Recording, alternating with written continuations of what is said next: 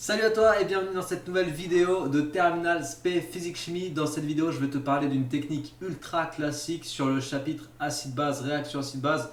Tu peux aussi être amené bien sûr à utiliser cette technique dans des exos qui vont concerner l'équilibre acido-basique. Bien sûr, ça tourne autour des acides-bases. Et quelle est cette technique? Eh bien, on va en parler tout de suite maintenant. Alors pour te l'illustrer, on va se considérer une petite réaction quelconque entre truc plus machin qui donnerait chose plus H3O+. Tu vas voir, c'est pas très long, c'est assez simple à expliquer comme technique, mais je peux te garantir, de l'habitude que j'ai en accompagnement d'élèves, quand je propose des exercices, quand je regarde comment raisonnent les élèves que j'accompagne sur tel et tel type d'exo, eh bien je vois que cette technique, c'est pas la première à laquelle les élèves vont penser quand ils font face à la question qui concerne cette technique dans les exercices, et bien ils bug. Et en fait, ils ne pensent pas appliquer ce truc que je vais te montrer maintenant. Donc c'est vraiment quelque chose de classique, mais d'ultra pratique à utiliser. Donc tu as une réaction entre deux réactifs, ça te donne chose plus H3+. Tu reconnais la forme générale d'une équation de réaction acido-basique. Tu as un acide plus par exemple de l'eau qui va donner la base conjuguée de l'acide plus H3+. C'est exactement ce cas de figure dont on est en train de parler. C'est la réaction classique. Tu vois, à la place de truc, j'aurais pu mettre AH. À la place de machin, j'aurais pu te mettre H2O. À la place de chose, j'aurais pu mettre la base conjuguée de AH, on la note en général A-, plus H3O+, l'acide conjugué de H2O. Ok, donc on est vraiment sur ce type d'équation bilan que tu connais normalement si tu as commencé à faire des exos un peu sérieux sur le chapitre acide-base. Bon, alors de quoi est-ce qu'on parle? On parle des exercices qui vont te dire, en fin de réaction, à la fin de la réaction, on mesure pH égal. Et on te donne le pH en fin de réaction. D'accord? Et on va devoir interpréter cette donnée de l'énoncé pour extraire une information justement de l'énoncé. En gros, c'est pas l'info du pH qui va nous servir en premier lieu, mais ça va nous servir, cette info sur le pH, à aller calculer un autre truc. Et quel est ce truc? Eh bien ce truc, c'est l'avancement final. En gros, la technique dont je suis en train de te parler, elle va nous servir à aller chercher XF. Cherchons XF, l'avancement final. Ouais, tu vois déjà de quoi je suis en train de parler? Tu l'as peut-être déjà rencontré ou pas, je sais pas. Moi je sais que dans les exos que je propose sur mon site, tu peux aller voir, j'ai mis une série d'exos bilans qui sont vraiment des exos sur lesquels tu dois t'exercer si tu veux être à l'aise et prêt pour préparer tes contrôles ou pour aller passer tes contrôles ou tes gros interros ou tes bacs blancs. Et ben dans la plupart, enfin dans pas mal des exobilans que j'ai identifiés sur le chapitre acide-base, on retrouve cette technique parce que c'est du classique, mais voilà, sur ce genre d'exercice, normalement, tu vas rencontrer ce dont je suis en train de te parler. En gros, pourquoi est-ce que le pH final en fin de réaction, pourquoi est-ce qu'il est connecté à une information autour de H3O+, ben on peut le voir facilement avec un tableau d'avancement. Pourquoi c'est connecté au XF? On peut le voir avec un tableau d'avancement. Donc je réécris l'équation AH plus H2O. Alors c'est la réaction d'un acide quelconque dans l'eau, truc assez classique encore une fois, donne A-, la base conjuguée de AH plus H3O+. Je ne vais pas m'intéresser à ce qui se passe ici, j'en ai pas nécessairement besoin. Je peux considérer qu'en début de réaction, j'ai 0 A- et 0 H3O+, en quantité de matière. Je suis à l'état initial ici. Et là, je suis à l'état final. Ok. Et puis à l'état final, donc j'ai XF, XF. Ok, donc si on te dit que le pH final, c'est tant, ça vaut tant. Exemple, je sais pas, 4,2 ou 5,3, peu importe, une valeur. Si on te donne la valeur du pH final, tu sais aussi que le pH final, par propriété et relation du cours, là il faut connaître ton cours, tu sais que c'est moins log de la concentration finale de H3O+. Sur C0, pour ceux qui veulent être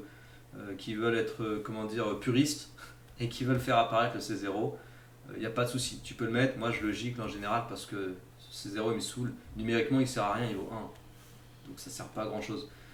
De cette relation, tu connais comment faire normalement pour aller extraire le H3+, la concentration de H3+. Si tu veux, je te remets le détail. Tu multiplies par -1 des deux côtés.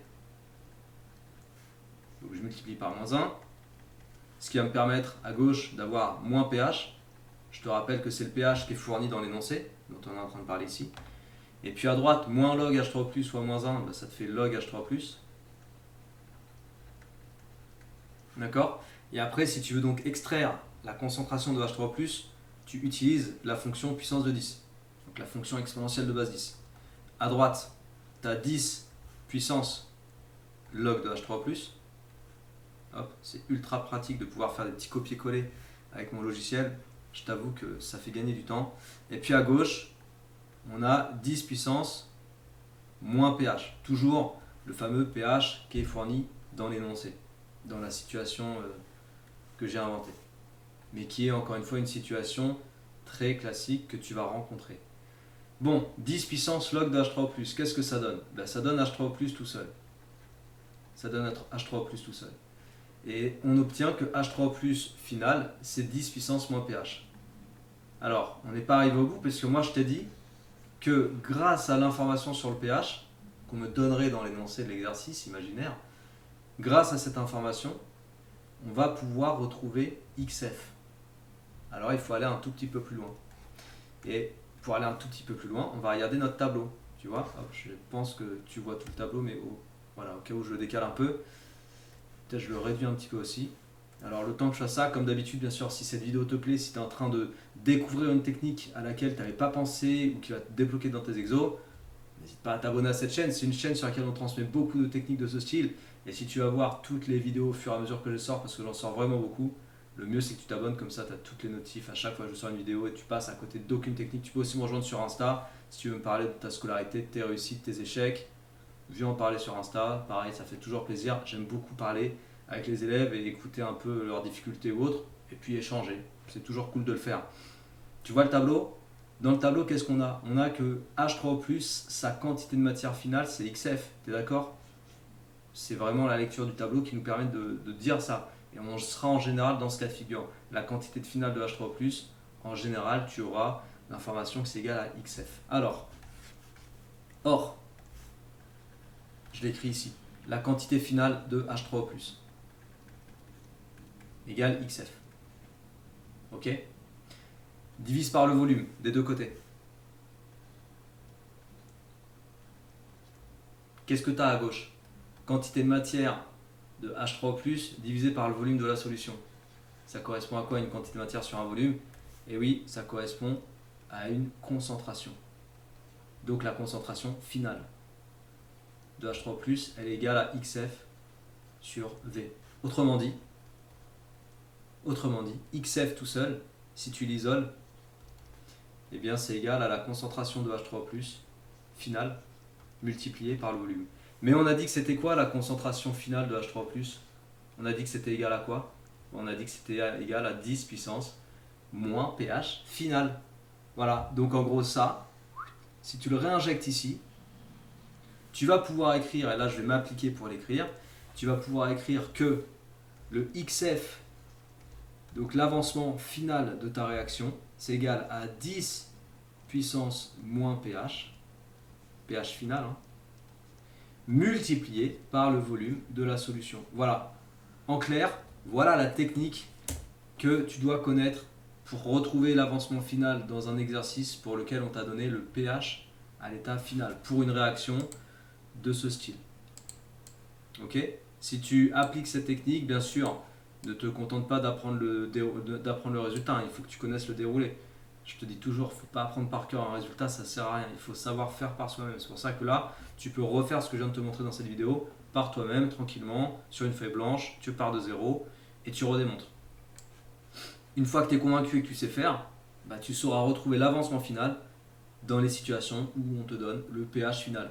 On pourrait imaginer une autre situation où on te donnerait l'avancement final. Ça peut être possible aussi, je n'ai pas d'exemple d'exercice comme ça qui me vient en tête, mais pourquoi pas, on pourrait très bien te donner l'avancement final, la valeur de l'avancement final de la réaction, et on pourrait te demander de retrouver le pH à l'état final. Pourquoi pas?